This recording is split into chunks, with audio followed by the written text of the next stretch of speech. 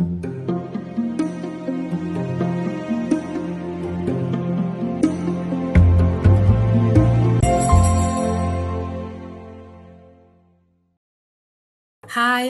welcome everyone to our session about eco-friendly filmmaking. I'm Kanyisa Sikwanda, and I am from the Good Institute, and I'm a project coordinator for the Department of Culture and Development. And I would just like everyone to just introduce themselves here around the room. Introduce yourself, who you are and what you do, and why this topic is relevant to you. Yeah, I'll start, Kanisa. Thank you, Dr. Troy. I'm Dr. Troy Govender. I'm based here in Durban. Some of you may know, I used to work for Eskom as the environmental manager for 30 years. At the same time, I was lecturing environmental engineering at UKZN. I've been doing that now for 26 consecutive years in the engineering department. In addition to that, I was a special external advisor to the United Nations Environment Program and gained much experience in my years with the UN Environment Program. And one of the big areas of my expertise is in environment, social, and governance aspects. In terms of environment, that's relevant to this discussion today, not only did I develop and run a number of environmental capacity building programs in Eskom, given the nature of the environmental impacts with power lines on forests, wildlife, hazardous substances, and waste. I also, well, as my role at UKZN is developing the environmental engineering course, there are 13 modules that run during the second semester with 2 tests and a final exam, as well as an exit level outcome assignment. And in addition to that, Kanisa, in 2022 and 2023, I developed the sustainability program for the KZN Film Commission and ran that over 6 months for some of the crew of Imbewu, Uzalo, and Durban Gen. We ran it at the KZN Film Commission's office to train the crew on sustainable practices in film production. And some very interesting outcomes from that, one of them being that the crew and the staff and actors of Uzalo identified a day on a Saturday, and we went into Kwamashu and did a street cleanup along all the main streets. And it gained a lot of interest from the locals because they could recognize many of the stars from watching that South African series, which is the most popular South African series that's available. And we managed to get a lot of support from the local community to that initiative about cleaning one's own street and taking pride in your home, in your road, and generating that type of interest from there. So that's some of my background. I wouldn't go into some of the other things, but just to also let you know, I sit on the board of the Engineering Council of South Africa as the ESG specialist, as well as the Agricultural Research Council, and on the KZN Premier's Climate Change and Sustainability Council as a board member. Thank you. Thank you, Dr. Troy. Okay. Good morning, everybody. I will just go next. Can you hear me? Yes, we can. Okay. My name is Gbenga Adeoti, based in Nigeria. I'm a filmmaker, theater practitioner, and filmmaker, writer, programmer, and film creator. I'm also the founder of the Film Joint and Africa International Short Film Market, co-founder Africa International Short Film Market. Film Joint is a platform that premieres, promote, and distribute short films. What we do is try to create a market for short films and expand opportunities for young filmmakers in the industry and in Africa at large. And the AISFM, African International Short Film Market. It's a platform that bridges filmmakers across African continents, where we try to connect filmmakers to distributors, buyers, and platforms. And my work particularly as a theater practitioner and filmmaker, has opened me more to being eco-friendly, because when I got the topic, one of the things that's actually that I could really relate with was back in school, because I did theater and film. We have this thing that we do called theater practice. So theater practice takes you out to the field where you commune directly with the people in a location or in an environment, and then we do performance live on those locations, and then we do some form of environmental cleaning as well and all that, which, looking back, comparing to now, especially in film, it is not common. And I'm really glad that we have a topic like this. I feel strongly that it's timing, because as filmmaker, we tend to overlook these things. We just make film, tell stories. Uh, Somehow we forget that we mirror the society, and by mirroring the society, we have a lot of role to play in terms of how friendly we are with our environment, how we are able to not just tell or create stories, but to reimagine them creatively in such a way that it doesn't harm the planet, the environment. I feel so much that this is very timely, and especially with the advent of technology right now. Like, we can do a lot indoors, and in fact, part of what we're even trying to promote at Film Joint and African International Short Film Market is cross collaborations, where cross collaboration among other Africans, where we are able to collaborate without necessarily having to be in these places. Yeah, because you would agree that transportation, travels, these are one of the top, again, when it comes to carbon emission and environmental hazard. But if we're able to reduce that, and being very conscious on how we make our film and instill these in the minds of not just the public, but we as filmmakers ourselves, because I feel like we have so much to do that we don't actually realize. And I believe with platform like this, I'm really glad to even hear it's my first time hearing about the Science Film Festival.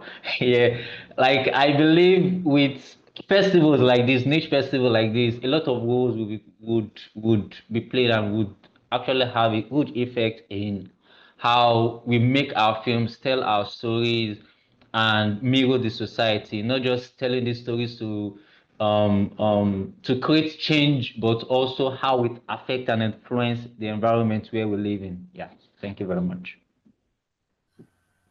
Thank you, Becca. Yeah. Okay. Hi there. My name is Johara. Hi, Johara.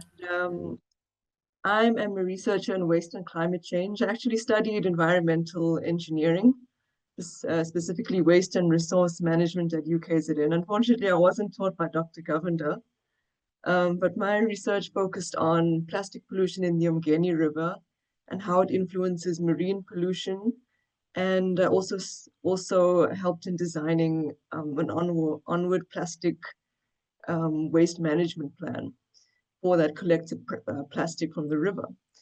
And since then, I've worked on an American project conducting research on developing an interactive AI tool for the manufacturing industry. And effectively, that tool helps in assisting these manufacturers in streamlining their efficiency and actually assisting them to take more environmentally aligned decisions, such as implementing smart centers, making them aware of smart energy programs in the area, and providing insight and data from competing manufacturers. And I'm also very passionate about filmmaking. I think it's an incredibly powerful form of storytelling. And while I was doing my postgrad research, I found that sharing photos and videos of the very polluted Umgeni River, where you actually couldn't see the river in some areas because it was so covered in plastic, it helped people to connect with the issue and critically think about their own plastic usage. Thank you. I'm really looking forward to this discussion. Thank you, Johara. Yeah, so I'm so glad that we're all in one room, and I'm looking forward to also the conversations that are going to stem from here, and I think networks as well, and also just implementing some of the ideas that will come from here, you know, in our own personal streams and lines of work. So Dr. Toy, you already shared some of your wins, and I wanted to maybe also extend that to our colleagues as well. Could you briefly share one big green win that you can say has you've experienced within a project that you've done, whether big or small, but one big green win that you can say, I did this project and I've noticed this, or this is how it impacted, you know, society or wherever I was working in the communities that I was working in? Yes, certainly, Kanisa. Do you want me also to just go quickly through the slides just to stimulate the discussions? Yes, sure. Yes, sure. Okay, let's do that. And then I'll give you the examples Okay. as we go along as well. Can you see my slide? Yes, we can see your slides. Okay.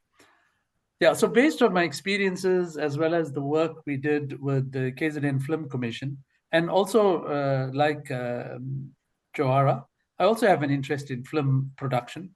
In my other qualification, I did a video photography course and was very interested in it because of its ability to convey environmental messages, especially in the new age. And so I looked at some of the work we did and I said, let me just put some points together so that we could have a discussion around that.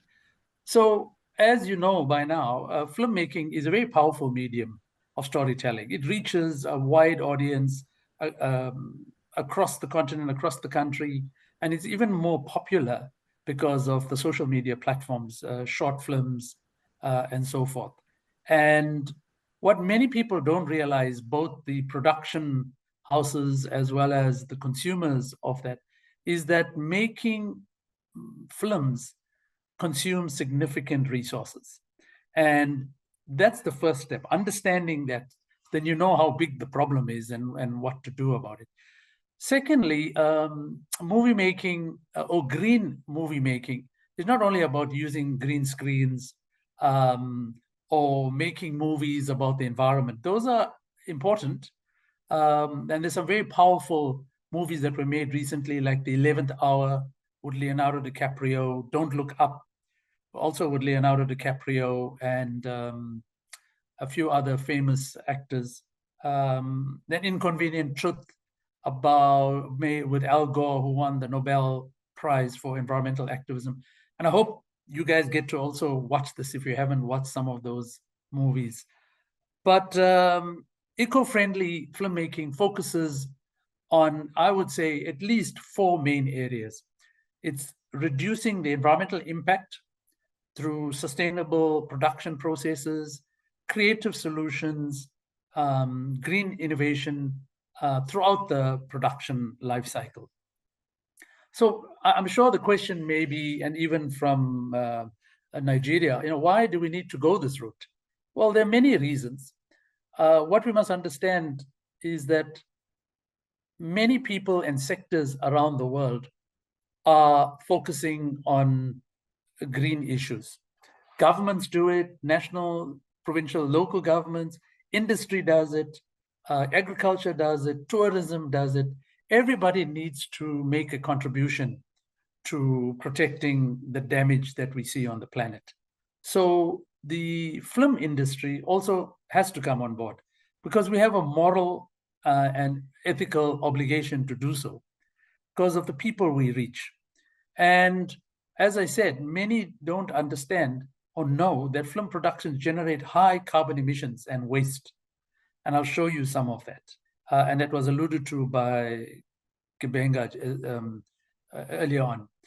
Also, energy use is very high in movie production, especially with the equipment that's used, from cameras to lighting to generators. Even if it's on location, those batteries have to be charged when they're back in the office. And in South Africa and many African countries, as you know, energy generation is fossil fuel driven to a large extent. In South Africa, more than 80% of our electricity is fossil fuel, which is creating all the greenhouse gases that contributes to climate change. And then audiences, as they become more empowered and more enlightened, as well as investors, are expecting production houses to also be responsible in terms of not just social issues, but also environmental issues. And you see that people are becoming more discerning, because environmental awareness has grown significantly, again, because of digital satellite television, because of social media, because of the integration of it at school levels now. I'm sure some of you would remember back in school, many years ago, environment was not a topic, or was not integrated into the syllabus as much as it is now, even at university level.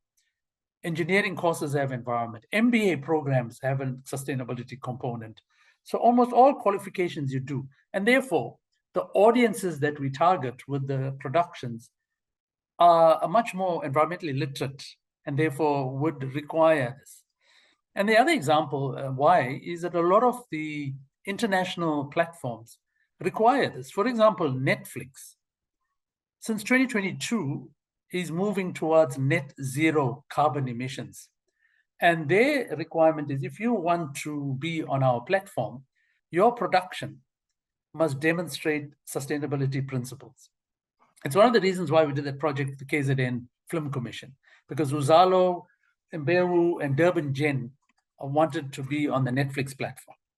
While they met many of the other criteria, they were lacking with the sustainability criteria, and hence that 6 months training to bring them on board. And of course, if we adopt sustainability practices, it certainly saves costs. It builds a good, positive brand image of the production house, of the movie, and significant costs can be saved. And you know how difficult budgets are, and limited budgets are for movie production. So where we can save costs, we need to find ways. And eco-friendly film production is another way to save costs. So what are the main areas? One is filmmaking needs to find ways to reuse and recycle as much of the materials they use on their sets. Because for most movies, they may use it once or twice and then it's discarded. And that's value. There's value in that waste and that materials that are used for the various sets. We also need to find more eco-friendly and locally available materials instead of importing or transporting it over long distance, because the impact is less. Again, it was alluded to, we should be looking at more digital platforms or virtual sets to minimize resource use. And I think that's happening in a big way when we look at the bigger productions now. Instead of going to site or building elaborate sets, a lot of it is digitized and virtual sets. And that's another area of skills we need to develop at our university levels and bring those skills to filmmaking. And of course, if it cannot be recycled or reused, we need to find ways, how can we donate or repurpose those props and costumes after production?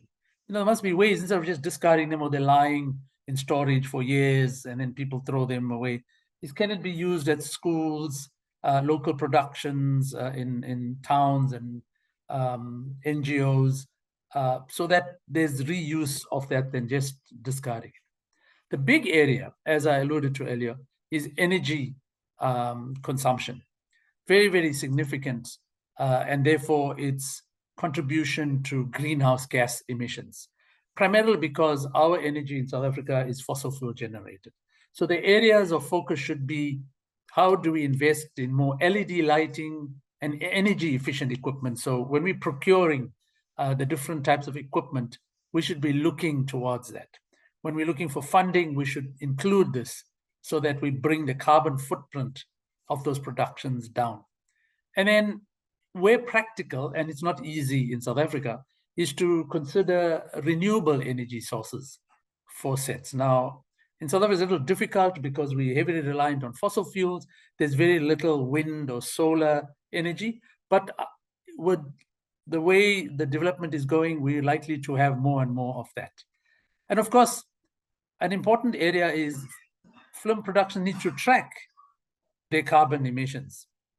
The first thing you need to do is measure how big is our carbon footprint from our energy consumption. And it's easy, it's not complicated. It's not rocket science. There's many conversion factors. If you know how many kilowatt hours you use on a production, you can convert that to the greenhouse gas emissions. If you know how much fuel you used for all your transportation to the sites and deliveries and whatever, you can calculate. If you know how much food is consumed on a set for the crew, you can calculate the carbon emissions. So carbon footprint calculation is not complicated. There are many online tools and it's easy. And then once we know how much of carbon we are contributing on this particular movie or production, then we can find ways to offset that. Because I think what we must remember, guys, is it may not be possible currently with the current technology and resource constraints to be absolutely zero emission. Okay, the target is to be zero emission by 2050, but for some sectors, it may be a little more challenging because of budget constraints and availability of technology. So while we're emitting greenhouse gases, we need to find a way to offset it. In other words, the term that's used in the circle is net zero emissions.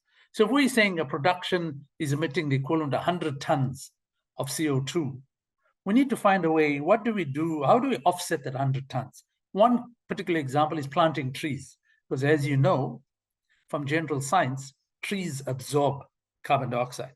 They convert into oxygen. And a tree, a normal tree, can absorb 0.5 tons of CO2 in its lifetime, 30 to 40 years. So we are saying we are producing 100 tons of CO2 from a production. I'm just using a rough example. And if a tree can absorb 0.5 tons, then we need to plant something like 200 trees. And if we do that, then the production is net zero. Because we're producing 100 tons, but the 200 trees we planted absorbs that. Okay, all that carbon that has come from our production. And we need to find innovative and creative ways to do that. And it's possible, and it has been done. The other big area of focus is waste, as I said. We need to, on production sets, to focus on avoiding single-use plastics, especially for all the catering and props that you find on sets. There needs to be a conscious decision to move towards multiple-use plastics and products. There must be recycling bins for separation of waste on all production sites. Again, that's an income stream, because if you can recycle your glass, your plastic, your bottles, you send it and you generate income, which can be plowed into the production. Very big aspect is to educate the crew about waste segregation. With due respect, environmental ethics and environmental awareness is not very high because there hasn't been a focus for many of us because our priorities are different. So we need to educate, and that was the move by the KZN Film Commission. And that brought about many benefits for that. And again, another important area is to track the waste output. Tracking and monitoring is perhaps the first step. You need to measure how big is the problem before you start putting in measures, okay?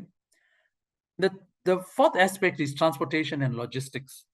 Because of the equipment that moves around, when you're doing productions on site, on locations, this can have significant impacts from the transport that's used. So we need to plan our trips, our site visits, outdoor locations to encourage carpooling, for staff to use public transport if it's efficient and safe as far as possible. Opting for electric or hybrid ways is a little more complex and expensive, again, because of budgets, but it can be built into the long-term strategy. Choosing local shooting locations to reduce travel. There are a lot of great opportunities locally. You just need to be creative and innovative, to travel less for the shoots that need to be done outdoors. For example, Uzalo does a lot of the shooting in and around Durban, as close as possible to the studio in Durban North. And then how do we optimize our schedules to minimize unnecessary trips? Because again, with due respect, when we went into these production houses, there was no planning with their trips. I mean, you have people going 10 times to the same site for one thing or just two things, and dropping one person and coming back, waiting 10 minutes and taking another person. So we need to optimize their schedules to reduce and minimize those. Of course, there's many policy changes that are needed, and there are certifications for this, and we worked with some of them. So there are industry guidelines that the film productions can adopt, and you can always Google them and find there's the Albert certification, the Green Seal, Earth Angel, and ISO 14001, which is an international environmental management system. And every production needs to develop their own in-house green policy that's specific to your activities and your scope of work. You cannot adopt somebody else's. It may be impractical or it may be too onerous. So you need to look at what are our activities that have environmental impacts, and then what should be our policy for these. For some, waste may be the big issue. For others, it may be transportation. Okay, the others may be education. So training of staff and crew is, again, one of the fundamental aspects of eco-friendly film production, because we need to bring everybody on board to be on the same page, to understand the concepts. Because let's face it, guys, environmental issues, climate change have mainly been in the realm of environmentalists or scientists or academics. But now we want to make it relevant and appropriate to a broader range of members of society, including those in the film production sector. And of course, there's also a reporting sustainability metrics. So important for productions to say, this is what we're doing, honestly, this is how much of waste, and this is what we did about it, because then it generates good PR, it generates good value, and it enhances your funding applications, because many European or North American funding agencies, including the World Bank, wants to see how are you performing in terms of social issues, governance, and environmental. So if we have that, it's another aspect of that. Now, there's some very, very good case studies that we've looked at when we were working with the KZN Film Commission. For example, the Amazing Spider-Man 2, in their production, they reduced their total waste by 52% through recycling as much of the materials that were used on all their sets. And that is a very significant amount or achievement in terms of recycling. And then Avatar, the latest one that was released, The Way of the Water, they use solar power for the set operations, using solar voltaics to power their batteries, to power their lights for their production. So they didn't rely on grid and fossil fuel generated electricity. Okay, as I said, in South Africa, it's a little more of a challenge, but we can offset it by doing something else. And of course, there's a big movement by independent filmmakers, because they have more flexibility. They're not bound by big production studios in terms of timelines and budgets, and they can be very creative in using digital and local productions to reduce their emissions. And this will grow because, as you know, independent filmmakers are gaining ground throughout the world. And so on The Amazing Spider-Man 2 and Avatar, The Way of the Water, it was Earth Angel, that is an established company to help to help film productions be more sustainable. They worked on these two productions. Earth Angel will be in South Africa. There's a very major production coming. It's still under wraps for various reasons. And they will be working with the production crew in South Africa to see how they can minimize the environmental footprint of that production by managing the waste, rehabilitating the sites where outdoor locations, and especially if stunts are performed in near water bodies, near rivers, lakes, dams, out in the forests, and they cause significant damage and harm to the environment, especially when there's explosions, when there's hazardous substances used, flammable materials that can have significant impacts. So eco-friendly filmmaking shouldn't just be a trend. We want to tick a box, or we just want to be popular. It's the future of storytelling. And by embracing sustainability, filmmakers can protect the planet and do our part. We can inspire the audiences that we reach. And what we try to do with Uzalo and in Beu as well, we try to integrate the environmental themes into the script. So when the crew are talking and they're in the kitchen preparing their meals, they will bring in that, hey, why did you leave the cup there? Please put it there for recycling. Or please switch off the lights, or make sure the fridge is closed so that we reduce our electricity consumption because we want to help with climate change. So we try to integrate it into the scripts. And that's also where filmmakers can add value. And I think Africa can set new creative standards for a greener industry. We've led in many ways. And for example, the first person to win the Nobel Prize for environmental activism came from Africa. And the first person was a woman, the late Professor Wangari Maathai of Kenya. She was the first person to ever win the global Nobel Prize for environmental activism. So we have good history and we have good role models. And I think we can set the pace and start this movement on a broader level across the continent. So I leave it there. Thank you very much. And hopefully that will stimulate our discussions and further engagements. Thank you, Kanisa. Thank you, Dr. Troy. I also wanted to ask if anybody else has,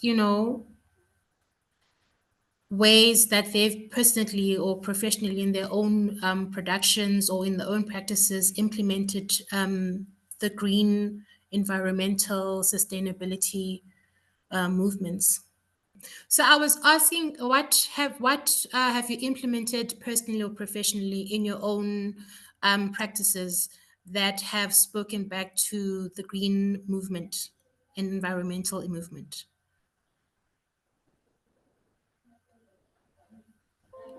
So if maybe Gbenga, what have you probably implemented within contextually for you in Nigeria that has worked?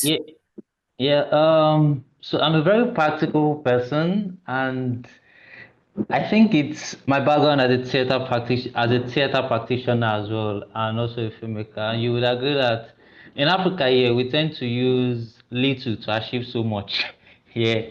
And being somebody that also has a platform, two major platforms in particular, what we do is that we try to achieve more with less. So for instance, most of all the things we use for our events, so we have two major programs for the Film Joint. Film Joint has the Film Joint Premieres and the Film Joint Awards.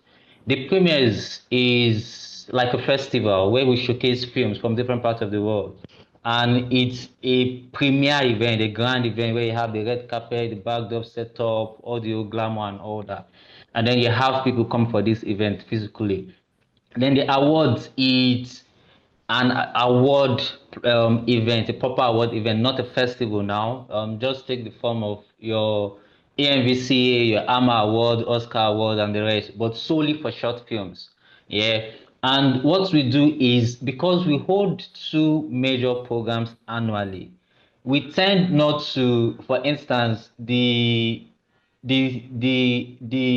things we use in this event, we tend not to use them and dump them. So it has not only saved us a whole lot of cost, but also help us to creatively. For instance, most of the materials we use for the awards we held in February this year, we use it again for our event that was the Film Joint premiere that was in July. Then we recently had nomination announcement just a few weeks ago. We still use the same materials for the event.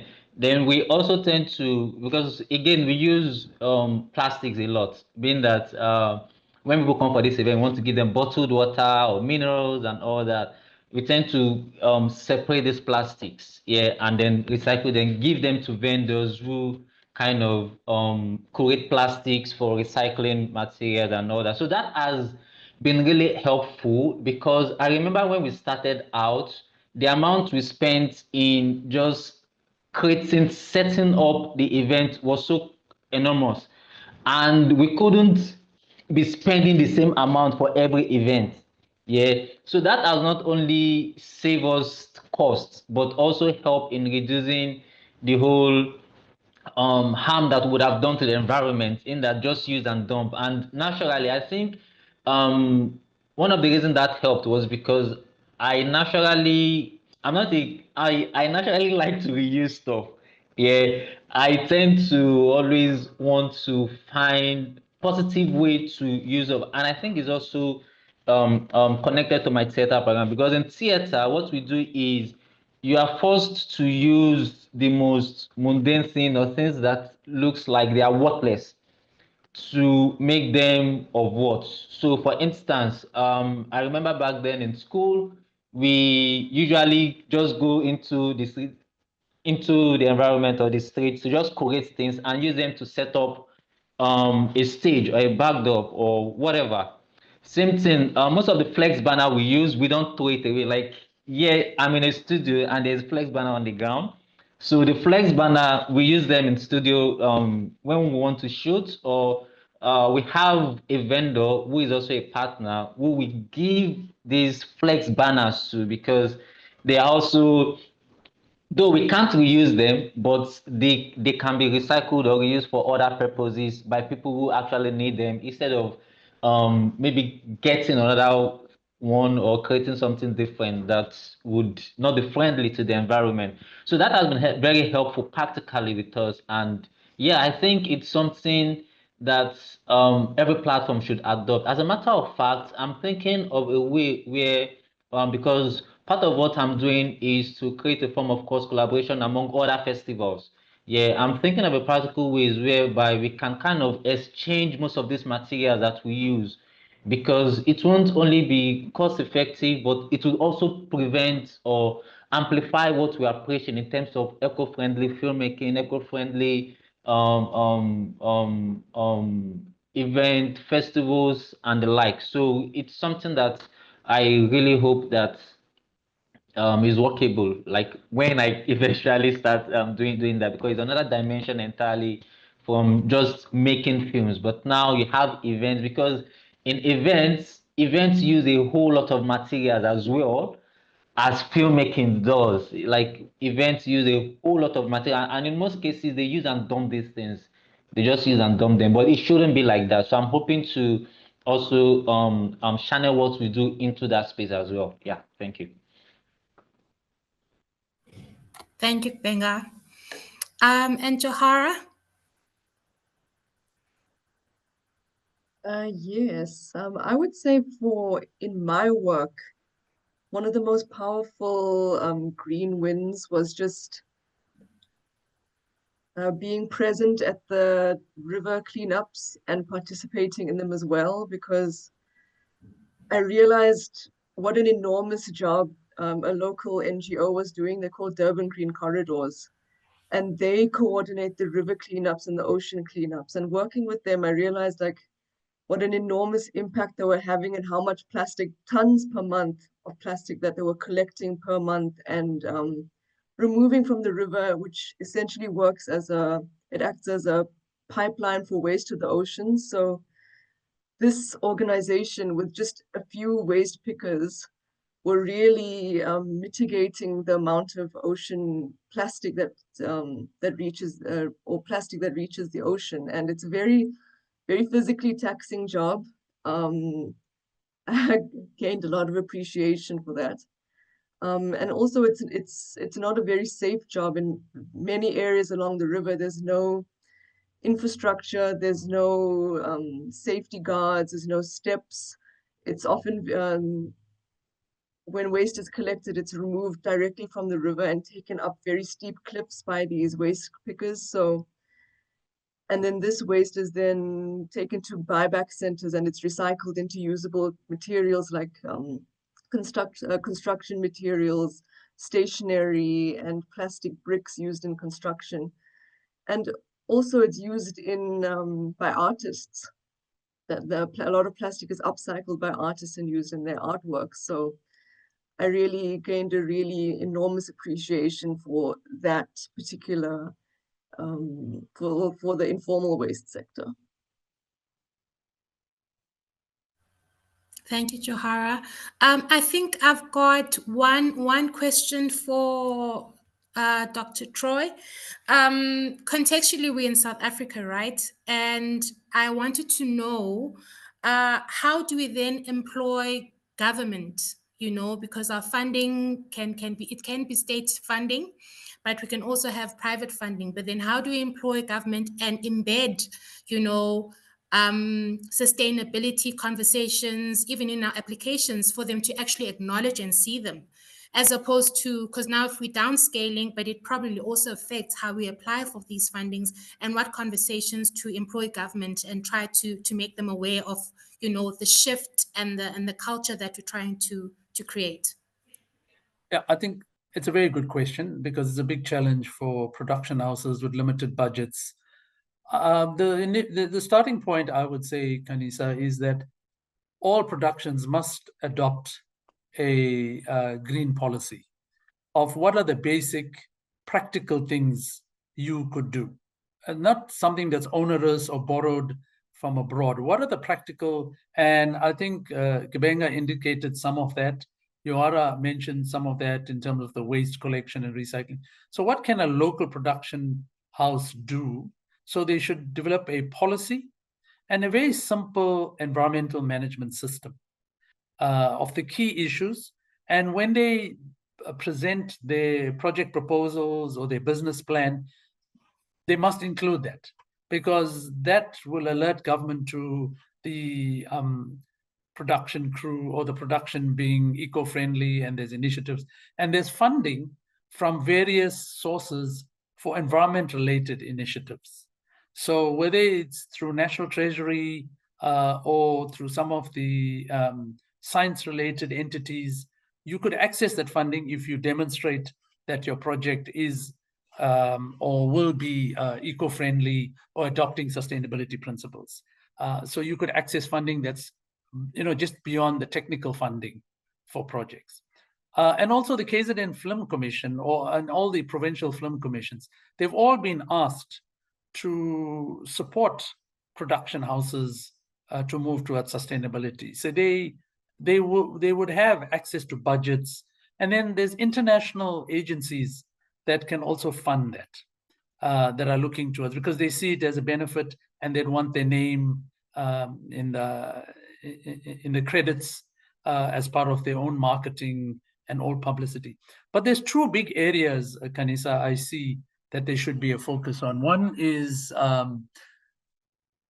institutions like UKZN should develop a course for eco-friendly film production for their current students as a course component to their qualification. So all students studying in the space should attend this course. So it becomes part of their curricula and they carry that when they graduate. The next phase is to also develop a course, a short course, for those who are already in the production space and have moved on from universities. So they could also be exposed to the sustainability thinking and the sustainability ethic.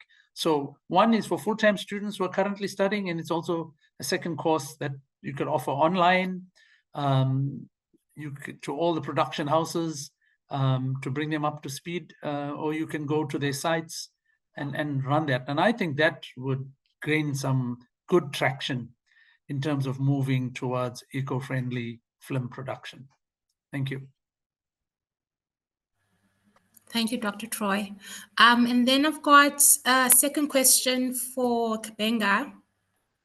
I didn't mention that I'm also a theatre maker by profession many moons ago. I tap in and out and I work, yes, and I do a lot of children's theatre productions, which requires me to recycle and reuse products. and conscientizing the younger one. I love working with toddlers at a very young age to employ those within their daily lives and employing parents to be part of these conversations. And I wanted to ask you, so in a bigger scale production that you need to downscale, right? How do you maneuver around that? How do you make production cost effective, but still get your message across, still make sure that everybody's paid, and that your product is of good quality? Because the assumption is that the moment you are looking at sustainability, then there's a budget cut, then there's a compromise of some sort. So how do you mitigate those or navigate around those issues? It's simple. We are in a digital age. We are in a digital age. Just digitize. Like for instance, you have right now you have digital clapperboard. You can do digital call sheets. You can save. For instance, I was speaking with a friend yesterday, coincidentally, that submitted for a festival, and they were asking her to deliver the film package via a hard drive. And I was like, why? Why do you have to go through that route of submitting? One, you spend money to get a hard drive, and then you will still transport the hard drive to this long distance. Meanwhile, you can just send that thing in the cloud, like just store everything in the cloud and then send the access to that. So we're in a digital age, and I believe production houses can leverage this digital technology. In fact, even create software solutions that can align to what they want to do. Like just look at, for instance, in terms of script, for instance, you know that if you want to give Filmmaker script and say you will print a whole load of script, and that is paper, like you spend paper. You can digitize it. If you don't want to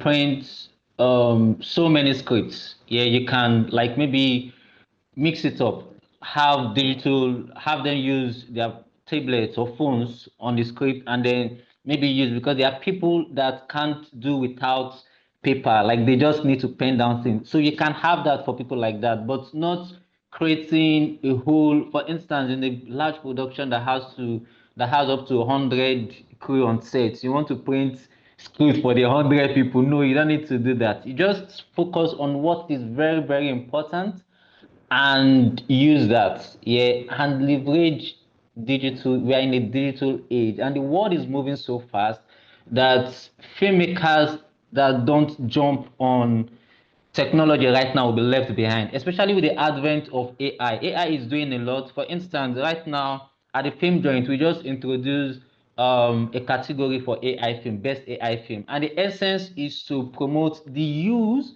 of AI in film.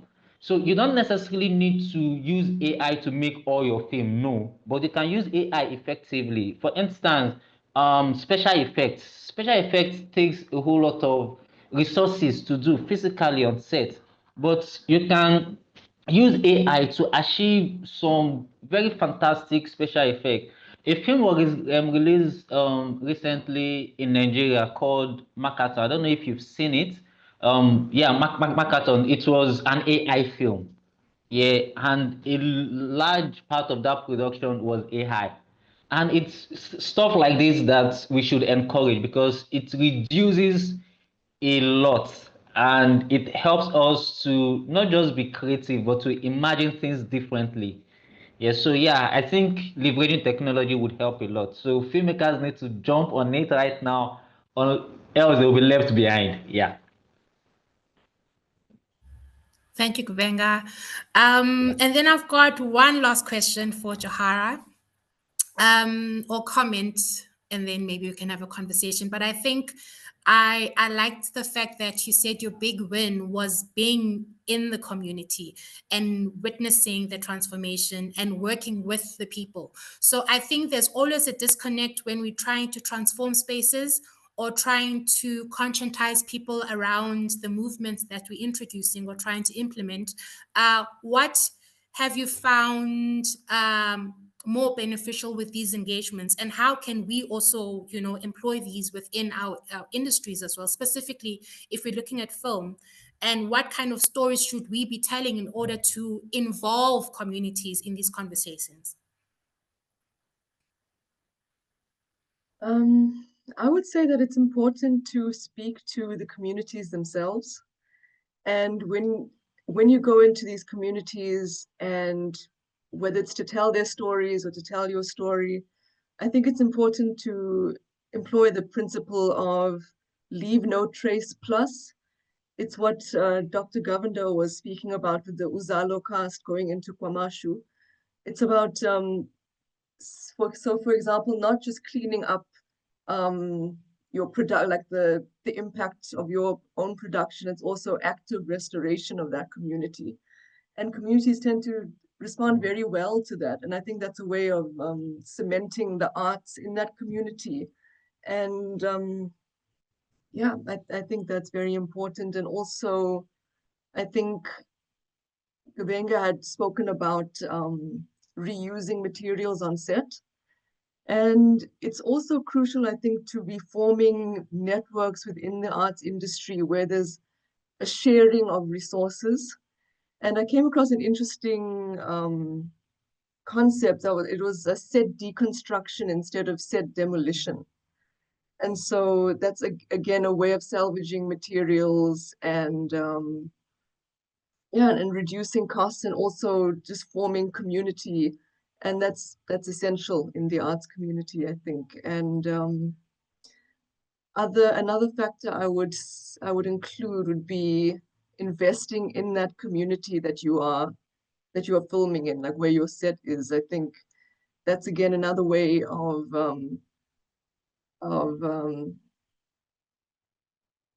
promoting your project, I think, and gaining support for your ongoing work. And one last thing I'll mention is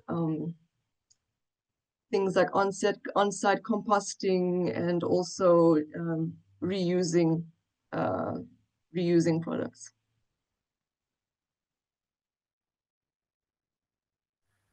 Thank you, Johara. I think, Okay. sorry? Okay, sorry, I just wanted to just Yes. add something. Yeah, just from what Johara just said, something I noted down that I hope to say in the course of this discussion is collaboration. So collaboration is key and is often underemphasized, kind of, because everything we're discussing here cannot work without collaboration. For instance, even with the community, you need to collaborate with these communities effectively. Like you need to have that relationship with them. If not, it won't work. So even in the space of reusing, like you still need to collaborate with different parties. If it's festival, if it's a production house with another production house, I have these resources and materials. I don't need them. You can use them for your own project. If we are able to effectively collaborate among ourselves, I think everything concerning the eco-friendly filmmaking that we're discussing about will be very, very effective. We can't achieve that without collaboration. Yeah, I just wanted to mention that. Thank you, Gbenga. I don't know, Bess, do we still have time? Do you want to carry on? I don't know about if people are still available. Okay, I think Dr. Troy has something to say, and then Johara. Kanisa, yes, I will. And I also need to be excused for Okay. another commitment. What I'd like, I mean, I like the discussions, the input, and the feedback we're getting from everyone. It's very pleasing. I think UKZN, we should take a lead to look at how do we develop a course for university level students on eco-friendly film production. And we can use all these examples from Johara, from Gbenga, to do their presentations in between as part of the course. So we do the theory, and in terms of the practical component, we get the speakers, for example, that we have here today to share their experiences and examples. And let's start looking at that so we can take it to the next level. And then the second one is, how do we develop a course for all those that are already in the production and have already moved out of university level? Short courses that can be done, whether it's online or hosting it at a central venue, so that we can get more traction on the whole sustainability concept for film production, and not lose all this initiatives and this Science Film Festival Week and all the things, the nice things we're talking about, that we translate them into actions, even if we don't complete it, but we at least initiate it. And if we don't finish it, others may pick it up and continue with it. And then down the years, we can look back and say, hey, you know what? In 2025, this was the start for proper integrated courses on sustainability for movie production in Africa. Thank you. Thank you, Dr. Troy. Thank you so much for your time and availing yourself and all the wisdom that you shared with us today. Johara? Thank you, everyone. Have a good day further, and good luck with all your initiatives. And I'm sure we'll engage again through Sakile. Definitely. Thank you, so much. Kanisa, for your facilitation. Appreciate it. Thank you. Thanks, Kanisa. I just wanted to make a quick point. I meant to make it earlier, but I got sort of wrapped up in the technical points. But I just wanted to mention centering these communities in the stories themselves. So, for example, we had that enormous climate disaster, the KZN floods. And in the aftermath of that, I saw, the impacts, for example, well, first of all, over 500 lives were lost. And communities were devastated. Settlements were washed away, homes were washed away, and people were not able to settle in that area anymore.